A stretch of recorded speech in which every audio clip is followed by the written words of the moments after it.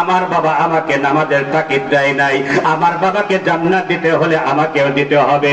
শুধু তাই না, আল্লাহ তাআলার বাণী হচ্ছে কু আনফুসাকুম ওয়া আহলিকুম নার, নিজে জাহান্নামের আগুন থেকে বাঁচো আর তোমার আহলে বায়াতকে জাহান্নামের আগুন থেকে বাঁচাও।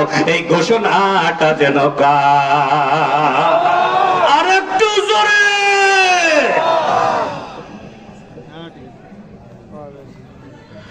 যেটা বলতেছিলাম ওদিকেই চলতে থাকে, আধা মিনিটের মধ্যে মেহমান 1 মিনিটের মধ্যে দেবো, একটু খেয়াল করেন। যেটা বলতেছিলাম মনোযোগ আছে নাকি আপনাদের?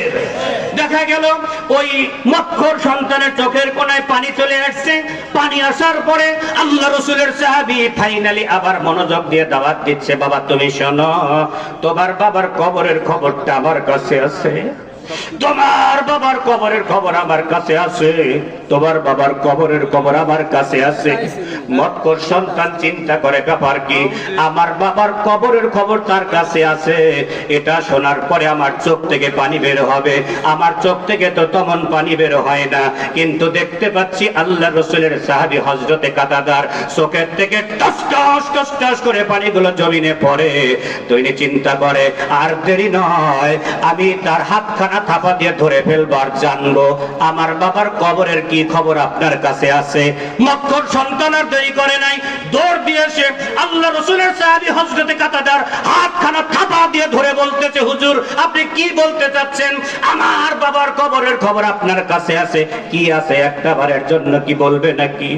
বলে বাবা তুমি শোনো, গত রাত্রিতে আমি দেখেছি তোমার বাবার কবরের মধ্যে বিভিন্ন ধরনের শাস্তিযোগ্য বস্তু দিয়ে ভরপুর করে ফেলেছে।